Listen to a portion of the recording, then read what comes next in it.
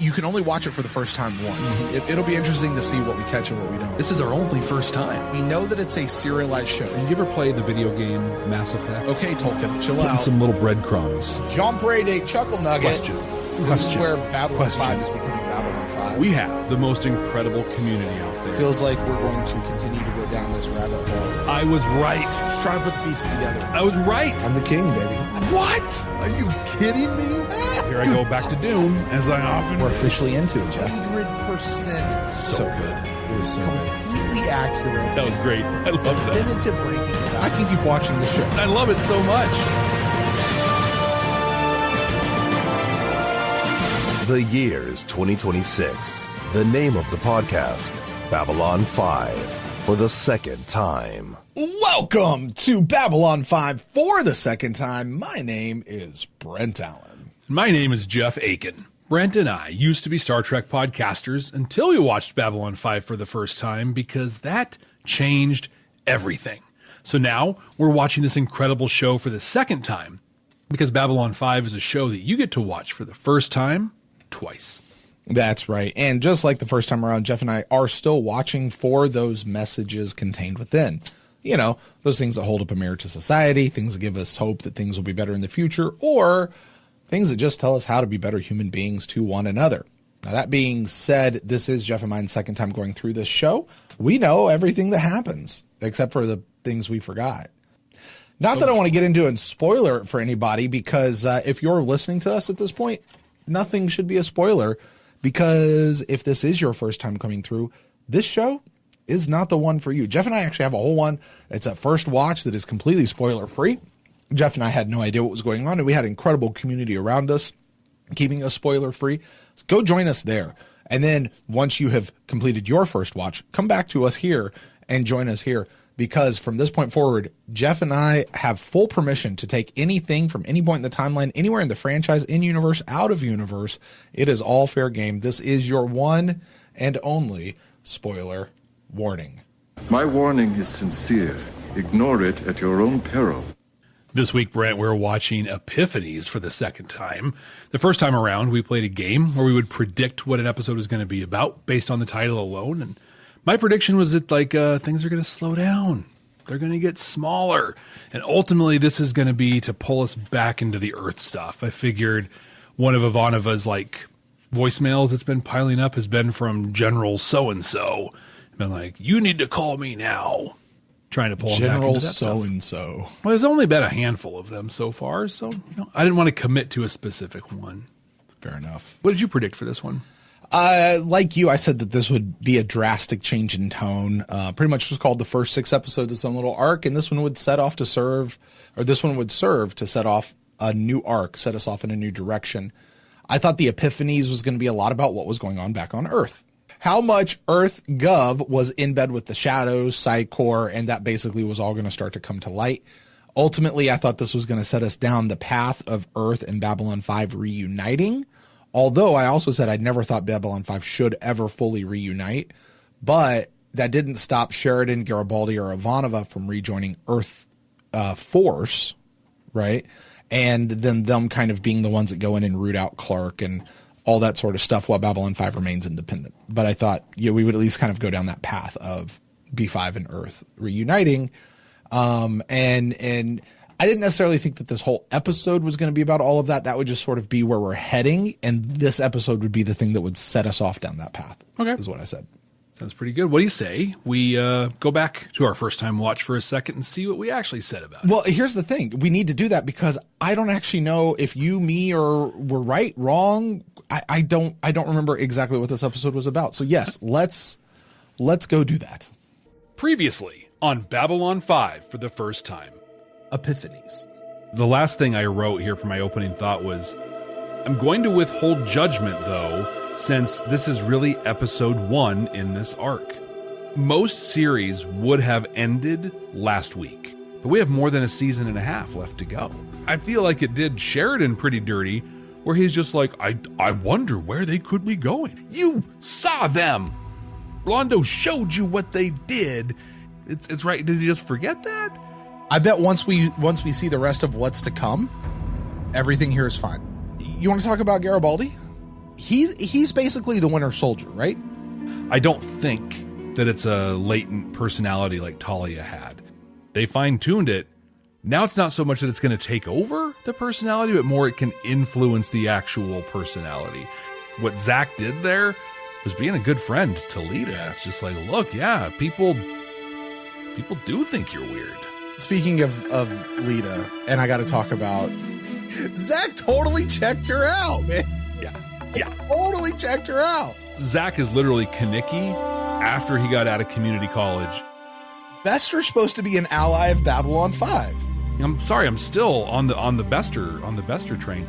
They bring Lita in to basically block the scan, and he's like, Jesus, P5, you're embarrassing yourself and her.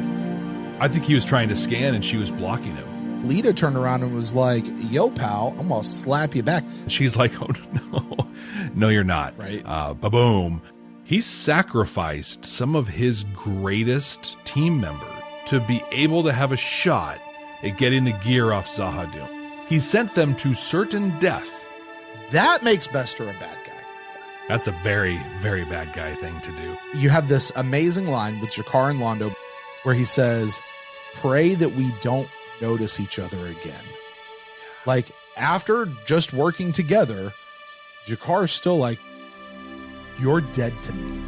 Sheridan comes down on Lita, and she's like, the Vorlons might have left some stuff in me that made some things kind of happen. So what else did they leave? It's going to be it's going to be interesting when we do Babylon 5 for the second time. It is going to be interesting. I couldn't agree more. I want to know what I was going to say, what I said immediately after that. It's going to be interesting when we do Babylon 5 for the second time. Well, if you Why, want to know, Brent? Why? If you want to know, there's a link down in the show notes, and you can go listen to our first time discussion on it. Man. You know, I've listened to a few of our old episodes. They were good times. They are pretty fun. They were good listens. I was cracking up, but my community college joke was... That was great. Kanicki, just out of community college. Not that there's anything wrong with that, right? Like, it's just... No, fun. but that's where Kanicki went. 100%. Yeah. And I'm not bad. Did you know? And by the way, it was adult Kanicki too, because he had a few years out. Yeah. Yeah. His skip year was about 20 years long. And that's not fine. I never went to college myself, so... Apparently, according to Delin, who puts those videos together for us in such a wonderful way, basically I was like, it'll be interesting to see on the second time all the things we missed. It's going to be fun, which we get to do right here, right now. What do you say we watch it? Let's do it. Let's do it. What's going to happen right now, we're going to bring up the episode. We're going to watch it.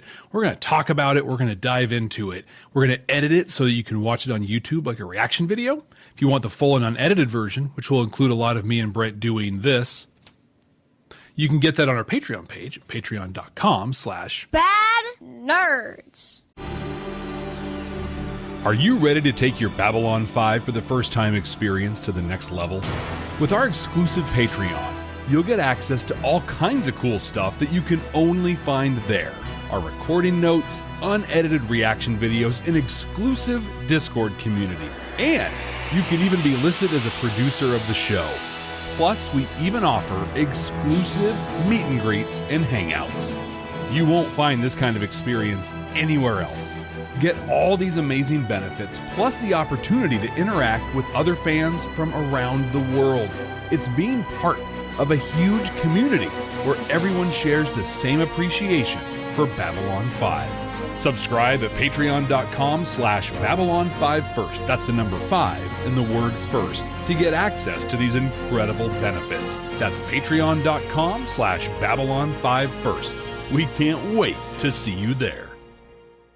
And if you're not interested in watching Jeff and I do this, because you're just listening to us on an audio podcasting platform, well, good news. You're still going to hear all of the good stuff and not have to watch Jeff and I just stare at the screen, because we're going to peep that in. And then we'll also have all the conversations on the back end. So with that, Jeff, let's watch an episode. Let's do it. Accessing file.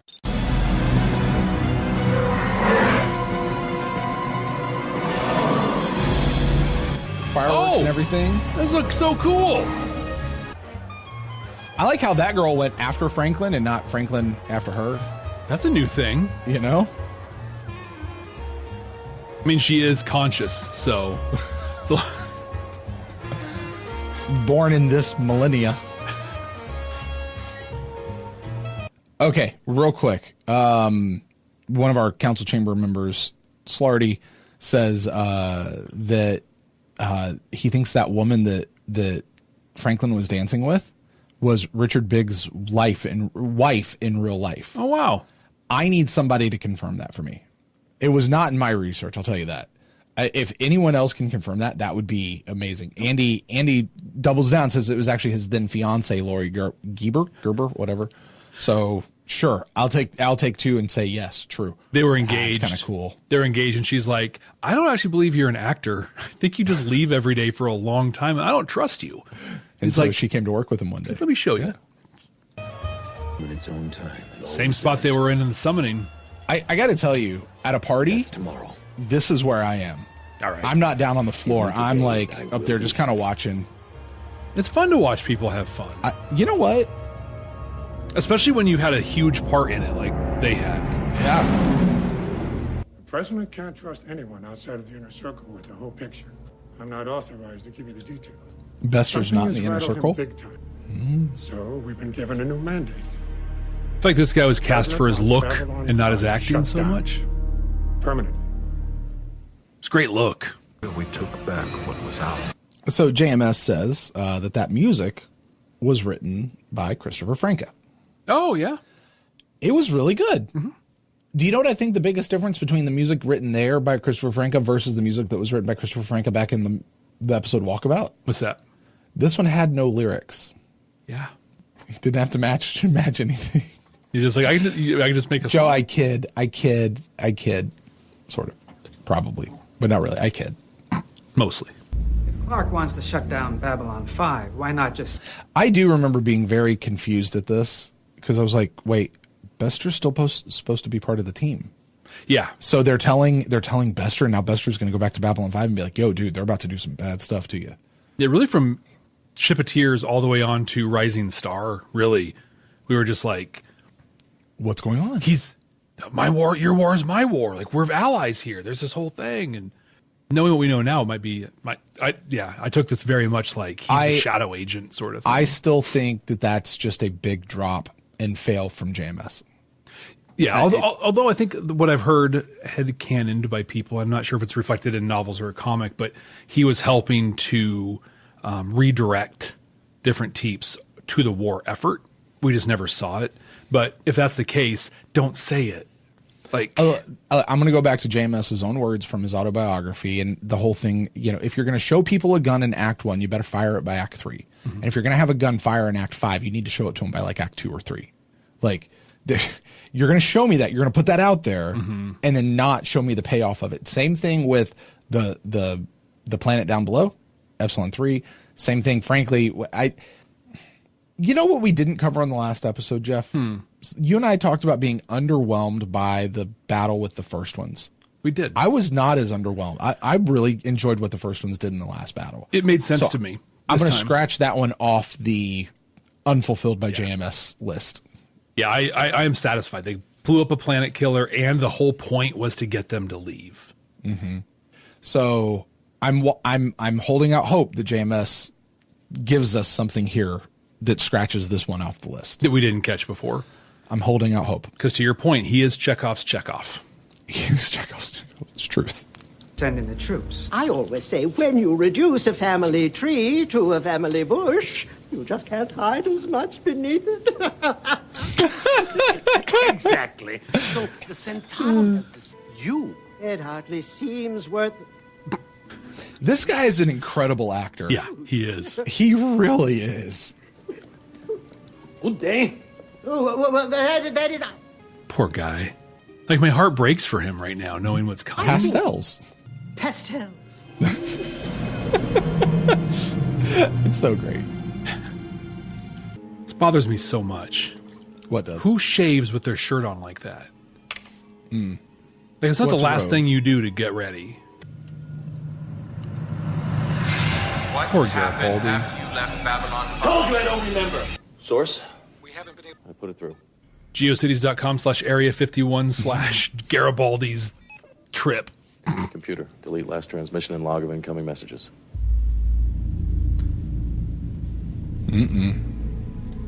Manchurian candidate activated. I don't want a vacation, a leave of absence, or a 5-day pass to Disney Planet. I just want out. Why? Why? Someone asked, Disney Planet? To which JMS said, give them time. They'll try to buy the planet. It's inevitable. He's not wrong. They're buying all the media right now. I'm tired of fighting wars I can't even begin to understand. You know, outside of knowing that he's being influenced by an outside source, he's not wrong here. I agree. Very reasonable. Mm-hmm. Just stay out here, live like outlaws for the rest of our... I can only accommodate so many requests. That's You great. simply have to wait your turn. That's that guy is still amazing. alive, that half the time I don't know what the hell he's talking about. I wish I didn't. But that's why it's important to check in on customs on a regular basis. You never know who's going to walk in there. I'm sorry. It's just this comedy of errors, people showing up. Right. On my way. Look, I'm getting the hell out of here before anybody else walks through. Take over. 3 Elvises. Dude in the back is not a very good Elvis. Well, none of them are, honestly. Dude in the back looks like a Centauri. Can you imagine a Centauri as an Elvis impersonator? That could be great. So JMS says this is basically a visual pun. He talks, Zach talks about something, this only the second coming, and then right in between, behind him, walks 3 kings. That's great. Also, apparently, a lot of people on set were like huge Elvis fans, and I guess they kept sneaking in like references to Elvis. Like, this is when somebody does a Babylon 5 for the 3rd time. Got to watch for those. That would be the thing they catch. They got to watch for and try to catch are the Elvis references. He's moving in a banker's box. Yeah, come in. It's just a shoebox. Right. Jakar, I'm sorry. What else to say? I'm sorry. Welcome home, Mr. Garibaldi. I love that he sings it. You're right. What? I can't. Because it was all for nothing. I mean, Because I was scared that you were going to All for nothing. do something to me. Absolutely not. Yes, true. Strike a deal with Molari. Because of that deal, my world is now I went looking for you, and I found peace for my people. delirious with joy. It proves that if you confront the universe with usually, it just Usually. doesn't always you expect. That's huge. Maybe so. I'm just, More than I had dreamed possible. you have a very weird way of looking at the universe, Jakar. But I kind of like it. As I say, it's not bad. And you, Mr. Garibaldi. Yes. Zach Allen, ma'am. Can I see you? Can I see you tonight? Right? You moving? Can I see you in the morning? While I was looking for him, then... So, you come? Let's just note that Sheridan didn't ask her. So JMS says, Lita does not officially work for Sheridan, but she has nowhere else to go and is beholden to him for just about everyday survival and protection against the Corps. So that actually makes her answerable to him. In a kind of gross way, actually. Quid pro quo. Well, earn your keep kind of a way, maybe. I mean, if there was what I'm missing is that conversation. Yeah. You're missing consent, frankly, is what you're missing. Exactly. Yeah. Or at least enthusiastic consent. Right. How come the only time people come to see me is when they want something from me? Needed yeah. someone to be honest. Thanks. It's so sad that they don't ever I happen. like it, but at least I know where I stand. Mm-hmm. Just part of the service. This is the biggest will they won't thee in all of television. Listen, right there. Later on, if you still need some help unpacking this stuff, you call me. I'll bring pizza. I'll bring pizza. Aw, buddy. Thanks. I did it, and so he checked her out. He's like, yeah, all right. Too much! You're a thief. I'll give you 20 credits for the set, that's all. So? Can you give me 20 credits so I can have a line? No? Okay. Mm-mm. Yeah, hey, buddy. Yeah. You no longer exist in my universe. Pray that we never notice one another again. That's pretty I want you to hardcore, know man. I object to this, Captain. Mrs. Alexander has no business being here. Wow. Haven't we learned by now to trust each other? No. Sit. Yeah, remember when you said you were going to help in that war that we won without you? I take it you've seen the news. Right. We have? Why, you said that you would help us in exchange for us trying to free your lover from the neural nets the shadows used on him. God, stop calling her that. Even though the shadows seem to be gone, after that we go our separate ways. All I said was take me. It's a risk. I mean, even though Zahadum has been abandoned, we don't know what they left behind. We're gonna have to have more information before we can try this. Just in case it wasn't clear what happened, JMS says that Bester was trying to scan everyone at the conference table, but she just kept blocking him. Just in case it wasn't clear. I don't know how it couldn't have been clear, but yeah, there you go. Also, in regards to the way Sheridan's treating Bester here, somebody was like, seems like Sheridan's being a little mean to Bester, a little more sharp. JMS is like, yeah, Sheridan's taking a different tone with a lot of people lately. I guess being dead for a few days can do that for a while. Also, I think that he had a professional obligation when they were still tied to Earth Force to at least entertain the Psy Corps or whatever. There's no obligation now. And I just don't want to make a mistake. Like, I actually just care about you as a person. Zach, a lot of people told me I was making a mistake with you. So we know that Sinclair took a chance on Garibaldi. And he has proven to us time and time and time again that he is a risk. That Garibaldi's a risk? Yeah. Yeah. Has Zach ever done anything, even remotely to a point that you're like, he would be a problem? This feels so out of left field. Well, he did join Night Watch for a while. Yeah, so did a lot of people. 50 credits a week for awareness ain't so bad. You just asked me if he's ever done anything, and I just told you. And your response was, well, so did other people. Well, my response is that's what he did. That doesn't mean he's... In fact, if anything, that shows he's more about following orders. Like, from an Earth Force standpoint, that makes him a better employee. But like, for an employer to be like, I don't know, man, that guy's a problem. Let me ask you this. What has he done to earn this job? He's run customs. Nothing is the answer to that question. He's the one security guy that's paid to talk and is on the DVD cover. There it is. Yep. Right there. Zach, you're welcome. Oh. Now get out of here. I got things to do. Katerina makes a really good point. Maybe that's more JMS talking to Jeff Conaway. Oh. Because he did take a chance. He did. It's true. And the picture always ends with your head imploding. Right. I've known me this long to know me so well. You're old soul. You just called me old. I'm not okay with that. Oh, you're kissing me? Okay, that's fine. No, that's all right. Earth Security Patrol to transports. Babylon 5, baby. Babylon 5? I thought you were supposed to be the bad guys here. Well, let's just say that reports of our disloyalty have been greatly exaggerated. We hit their primaries. The Corps is mother. The Corps is father. In that case, Mr. Bester, I'm an orphan. Yeah, I've gone no contact with mother Just and father. Right. Confused, frightened child. It's not a healthy relationship. What is it? It appears to be an evacuation. And there go the Drock. And a bunch of others. The minions.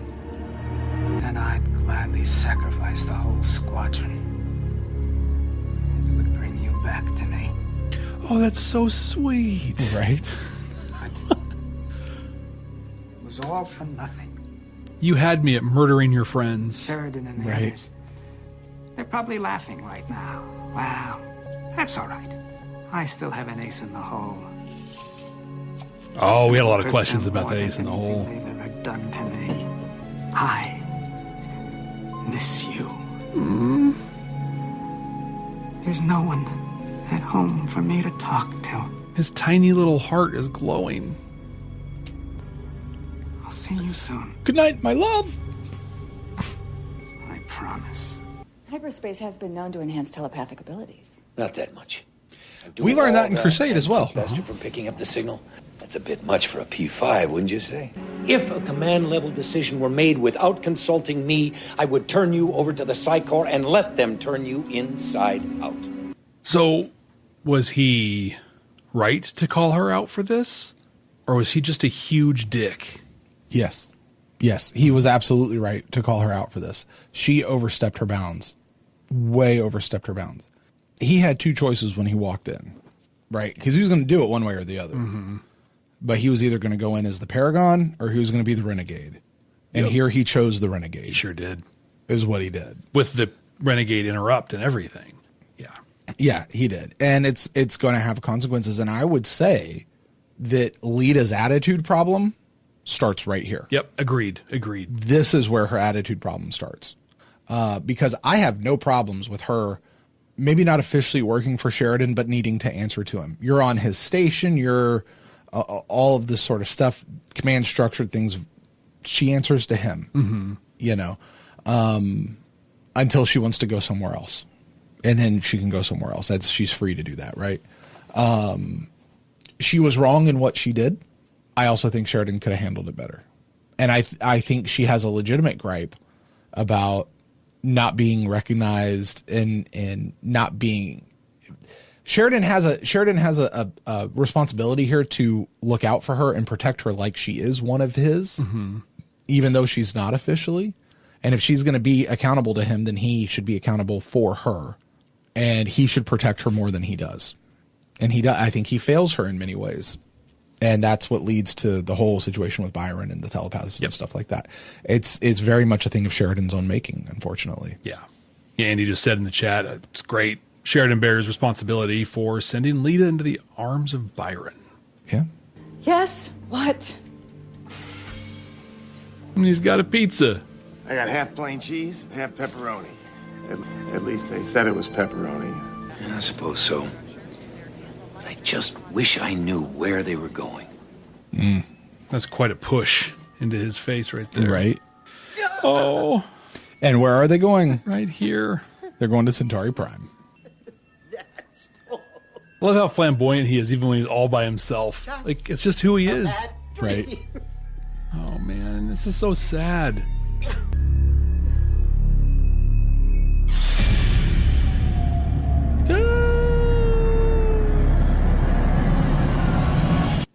That's not okay, man. You gonna leave us on that? That might be the creepiest thing they've done in this entire show. Yeah. Is that piece right there. It is pretty gross. Anything else that JMS said you didn't get a chance to work in?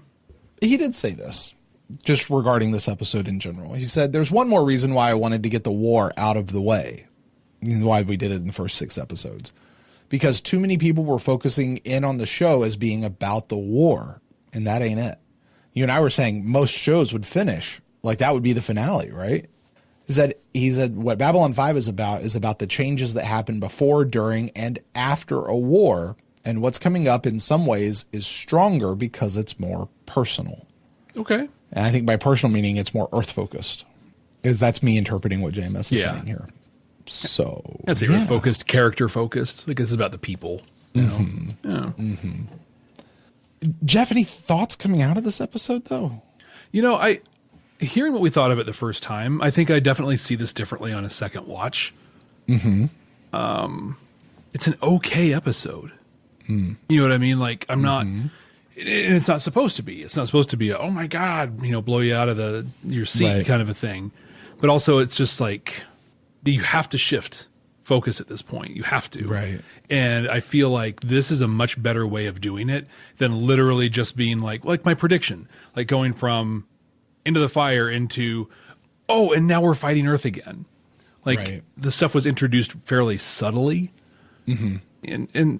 In the story here, I think it worked well for what it was intending to do. How about you? Any other thoughts on it? I found myself kind of bored with it. Yeah. Okay. To be honest, I don't disagree. Just like, now that being said, I understand every bit of it. Yeah. I understand where it's going. I understand what it's doing. I understand why it's getting things. You need this. You can't have every episode be like last week's episode. Yeah. You just can't, especially not when you're telling a story. You have to move people back into place. You've got to shift some things around. But overall, it's just kind of like, Yeah. I will say this, though. Something we missed the first time around, and it carried us through, is what did Bester say as they went off? We're going to go do this thing, or Sheridan, one of the two. We're going to go do this thing, and that's the end of our alliance. Yeah, sort of. Your war is my war, all of that sort of stuff, that ends here. And we don't have to look for that anymore. It just was a big old bag of nothing during the Shadow of Orlon thing. Yeah. You know, so, and you put whatever headcanon you want to it. I don't frankly care.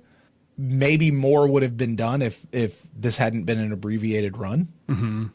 Because as of right now, he's really trying to get everything wrapped up, you know. But I think this episode did what I said. This is going to set us up for, it's the setup for what comes next. Yeah. It has to be this down of an episode. This is an episode, I think, if I'm just sitting around watching TV and I flip over and I see this episode on, I'll stop and watch it. But when it goes to commercial, I'm going to flip the channel and see what else is on. Okay. And if nothing else is on, I come back to this episode. This episode doesn't make me stop the TV, stop channel surfing and come back to it. Does that make sense? Mm-hmm. Yeah. Like, I think that's my thought coming out of it. And I don't know that I have felt that way about any episode in Babylon 5 for a while. Yeah. Anything else on messages or anything? No. Same here. So that leads us now to It's On You this week as we update our ranking of all the episodes of season 4. And just to be clear, this is the objectively correct ranking of all episodes in the 4th season of Babylon 5. I don't know where this is going to go, so I'm just going to read them all. Number 6, we have Falling Toward Apotheosis. Stop. This is number 7. There you go. Yep. Doesn't matter. Very much 7. The correct answer. I'm happy for you for just to enter it into the record to read the ranking as it is, but it's number 7. It's literally right there. If you're watching this on YouTube, you can see it right there. What about our audio people, though, Jeff? Then they can click the link and see it. You call yourself a podcast. There's only 7. And if you're having a hard time keeping track of the 7. And 6 of them are from the last arc. Exactly. Right. The one that we were going to lump together, like at this moment right now, that works they because are lumped they're together. all one. Dude, if we did that, this would be the number 2 episode on the season. Right? That's a great way of looking at it. One of the many reasons we didn't do it. So that wraps up Epiphanies for us. Next week, Brent, it's an episode that I have a lot of memories of. Okay. I'm curious what you remember about it, but it's called The Illusion of Truth. Oh, this episode. What do you think? What do you remember thinking about it? It's like a Now for a Word part 2, and we're doing a Now for a Word again. But what I remember is being very conflicted because it comes in as a railroad job, right? But I was sitting there going, I kind of feel like this guy who's the host of the show, and we got a lot of pushback from this, Jeff. Mm-hmm. But I really kind of felt like the guy who was the host of the show was almost like a part of the resistance back home, but he has to keep up certain facades. But working from within on those facades, he's like, yeah, here's all this really bad stuff that we're going to railroad, but here's the seed of doubt that we're going to place in the public's ear. That it's not what we're saying it is. Yeah, we're going to say this is really, really, really bad, except maybe there's this one little thing you haven't thought about yet. You know, like he's very subtly actually on their side. And I quite like that. And if we get into JMS Speaks for next week and you're going to tell me that actually he is just a bad guy and this is everything that it seems like it is on the surface, I'm going to be very disappointed. Yeah. Because I'm not going to hate the episode. It's frustrating, and in many ways it's so brilliant about how it's crafted and put together. But it's also disgusting and makes you want to vomit in your mouth a little bit. Yeah. How about you? I remember really hating this episode. Like I really liked it. I enjoyed it. I appreciated it for what it was. I hated it because it's just gross and awful and all of those things. One thing I really remember out of it was there's a great line where Ivanova's telling him to take a walk out the airlock and save your suit, sort of a thing. And so there's some great lines in it. But when I think The Illusion of Truth, the two things that just come into my head image-wise is the dude sitting at the anchor desk, right, just as they tell the story. But the other one is how they ended the episode, where literally Sheridan just does bloop, and that's the end for all of us. And it's like, to an empty room, just him gets up and hits it. And I feel like in that silence, it said so much more than even maybe the full episode did itself. Wow. It's one I'm looking forward to watching for the second time. Oh. Really, for a big reason is because of what you said. Like, I didn't know the first time around. I couldn't tell. Did he slip something in? Did he not? Like, it was, I feel like on our first time watch, we were able to make a case for either outcome. Mm-hmm. My hope is that even if JMS doesn't say anything about it and the stuff I dig up, even if he doesn't, that it becomes more obvious to us that it's like, oh, dude's a resistance fighter doing his thing, or, oh no, guy's a huge part of the problem. So make sure you're here with us next week. Subscribe so you don't miss our episodes. Rate us, review us, do all those sorts of things. Check out our Patreon page while you're looking at different stuff. We've got unedited versions of this and Stargate SG-1 for the first time. We'll have unedited stuff of the next projects that we're heading into. Brent and I do some individual reactions from time to different properties. There's a ton of content on there. I think you'd really dig it if you had a good time with this. But the thing you can do that will, on its own, make such a difference for Brent and myself, we appreciate it with our full hearts, is for you to share this show. Share it with someone who's either already in love with Babylon 5 or start them at the beginning at Babylon 5 for the first time if they haven't ever watched it before. So with that, I'm Jeff Akin.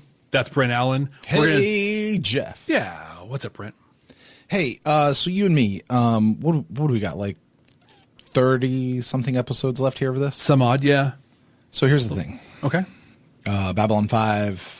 first time, second time, whatever. Getting kind of tired of it. So for these next 30 episodes, we're going to do this thing. But at the end of it, this is where we go our separate ways. Are you serious? No, I'm only joking. Your war is still my war. And that's the way it should be. I mean, we're not some deep space franchise. The station is about something.